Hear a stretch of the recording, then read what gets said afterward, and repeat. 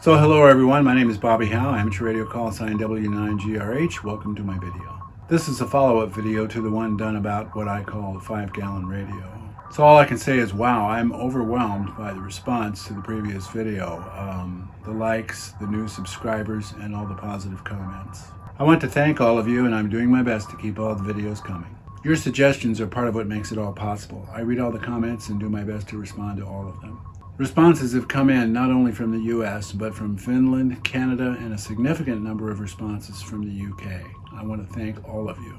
I'll do my best to acknowledge all of the comments and suggestions made about the last video. Some of that will be done as the suggestions are reviewed, and others will be done in a section all by themselves because they're more general in nature.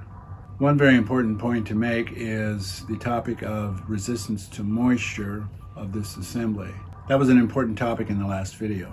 As built, this project is extremely resistant to water problems, but it does come with a caveat. Water condensation, otherwise known as dew, could possibly and likely form inside this bucket, and that could be a problem if the bucket is left outside in a vehicle overnight. So maybe if this was left outside in a vehicle, not in a heated garage, but outside, and it was wrapped in a blanket or a quilt, it might not be a problem, but I can't swear to that. I don't know. I don't usually leave this in a vehicle inside or outside or anything else. When I get home, I usually take it inside. If you want to find out, one thing you could do is find another empty 5-gallon bucket, leave it in your vehicle, come out in the morning and see if there's any moisture inside of it. That'll tell you. So you need to keep in mind the typical weather in your area, the time of year it is, and is any dew forming on trees, grass, other objects outside, things like that. If it is, and you leave a bucket inside your car, I'm going to say the chances are very good there will be condensation inside. You'll have moisture in there. All of this to say that if you take this bucket with you to an event like field day, parks on the air, camping, anything like that, and you decide to stay overnight, and it's likely that dew will form on the grass and the trees and objects outside and so forth and so on, it's probably going to be in your best interest to take this bucket and insulate it by wrapping it in a blanket, a quilt, or something like that so that condensation won't form inside the bucket.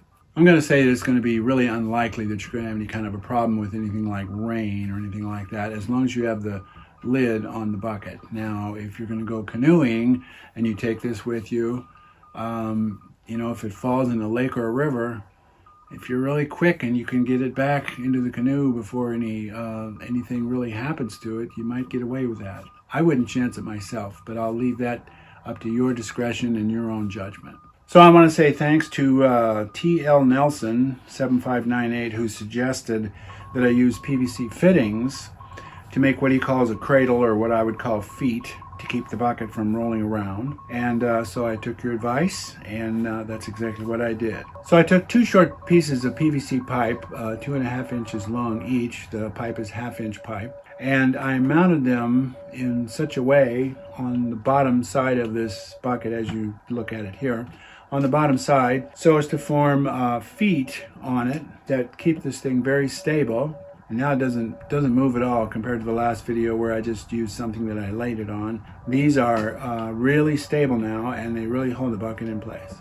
Now, T.L. Nelson, he suggested that I make these so that they were removable and I could store them inside the bucket, which I can do. I can do that. But once I got these on here, I thought, you know what? They're not hurting a thing. They work. They're not really in the way. I'm just going to leave them on there all the time. I don't need or want any more extra work to do. So that's what I did. But anyway, T.L. Nelson, thank you for your suggestion.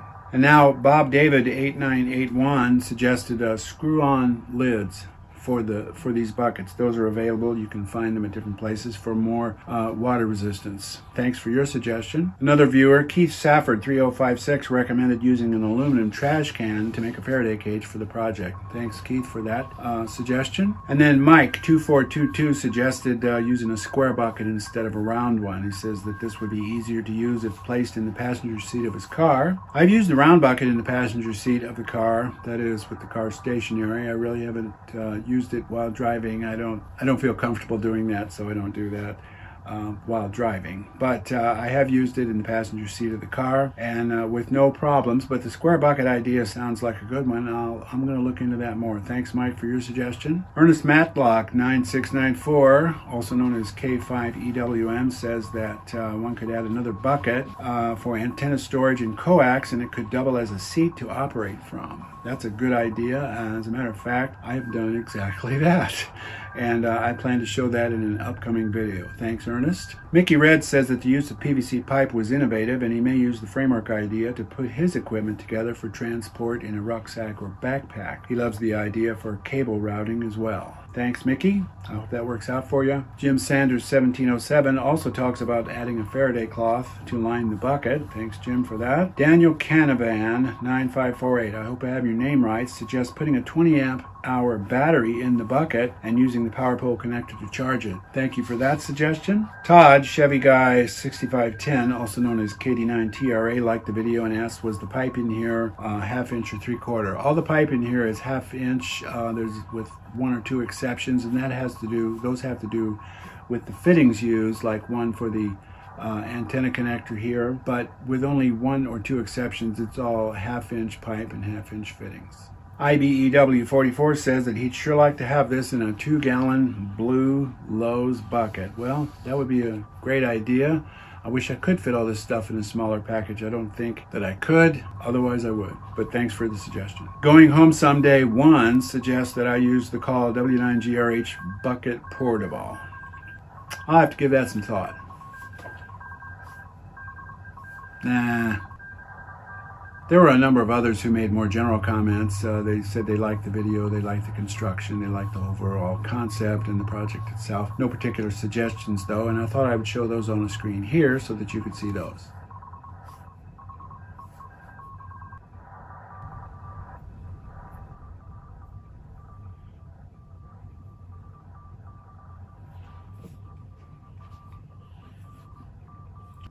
There's no reason this setup can't be operated from your car. That is, go to a field day or a similar event. Instead of putting up a tent, you just simply work out of your car, use this on the passenger seat, and operate that way. That's a choice that has to be made by each individual as to whether or not that's appropriate for them, but you certainly could do it. Here's the battery in the case that I used for this project. It's all made out of 100% genuine plastic. I'm going to move in for some close-up shots of this so you can see what they look like. And you can get these at Menards or at Harbor Freight Salvage. I've bought them at both places. They're not always available, but when they are, that's where I've got them. And then here's a photo of the battery that I use. I have a couple of these, and they work quite well. I can operate all day. Many times I'll use 100 watts to do that. I can operate a good long while just using those two batteries. I don't always operate at 100 watts. Sometimes I operate at reduced power because it's not really necessary. And so you can save battery life that way. I'll move in for a close-up, but I want to point out these two. There are two wire ties or zip ties, cable ties, whatever you want to call them, plastic ties here on the front of this assembly. And they attach to the wall of this bucket here through a couple of holes that I've drilled in the bottom. Actually, if you stand it up, it'd be on the side, but as you see it here, it'd be on the bottom. And without these two ties, this assembly would shift around inside this bucket. That's because the radio is really heavy. I said in the other video that this entire thing weighs about 14 pounds, and that's true, and most of the weight is because of the radio. The radio is relatively heavy. So let me tell you about the headphones that I use with this radio sometimes. These are Sony headphones.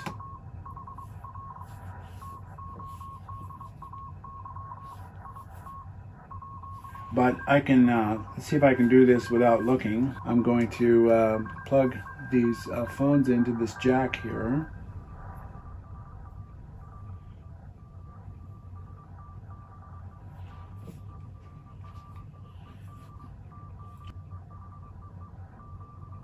There we are, plugged in. And the point here is that I can do this without taking all of this out of the bucket. I demonstrated in the last video how to use the tuner to tune the radio to the antenna. If you want to bypass the tuner, you can do that.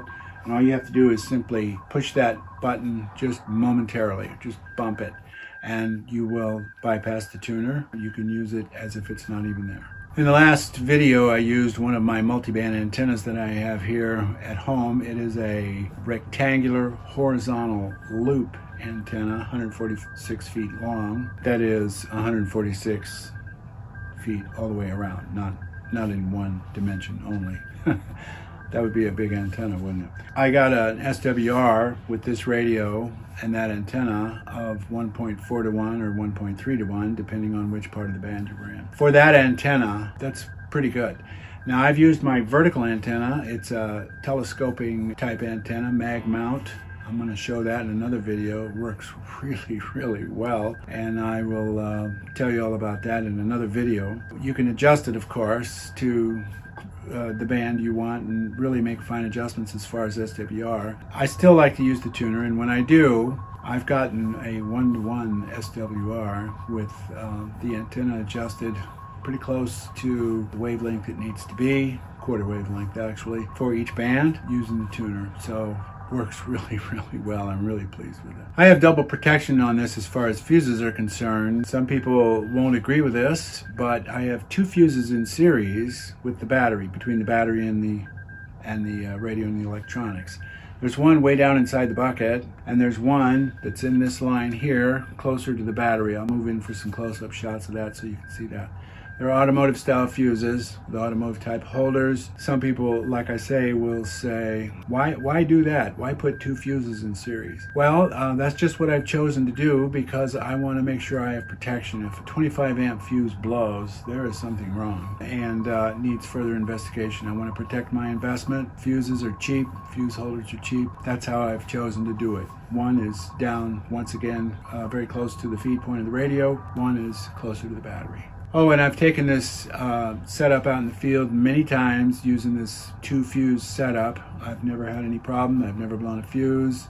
I've always had power. I feel really confident with this setup. Now here's something I want to mention that you might find amusing. I mentioned in the previous video something about this having a bit of a clandestine or clandestine, however you want to say the word, feature to it, and the fact that you have all this equipment in a 5-gallon bucket.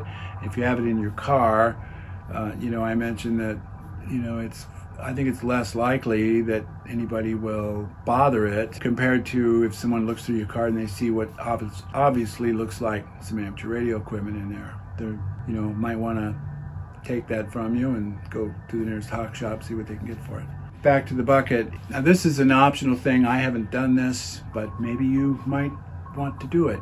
Put a label on the bucket that can be read from the outside that says something that is so ridiculous it'll be funny, but maybe it'll keep somebody from wanting to break into your car. Like you could put a label on it that says industrial floor cleaner or industrial floor wax, or maybe like drywall spackling compound, or here's probably the most ridiculous one, lard.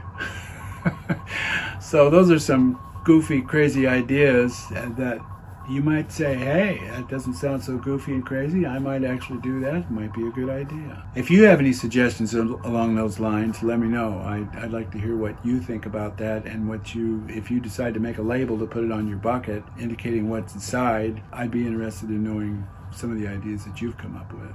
Okay, so thanks once again. Thanks to all of you who've made positive comments, given me thumbs up, subscribed, and so forth and so on. Remember, this is the second video. This is part 2 of the You Did What with a Yaesu radio and an LDG tuner. For my own purposes, I call it my 5-gallon radio project. But anyway, thanks so much to all of you who have subscribed, who have liked, and made positive comments on my channel. I really appreciate it very much.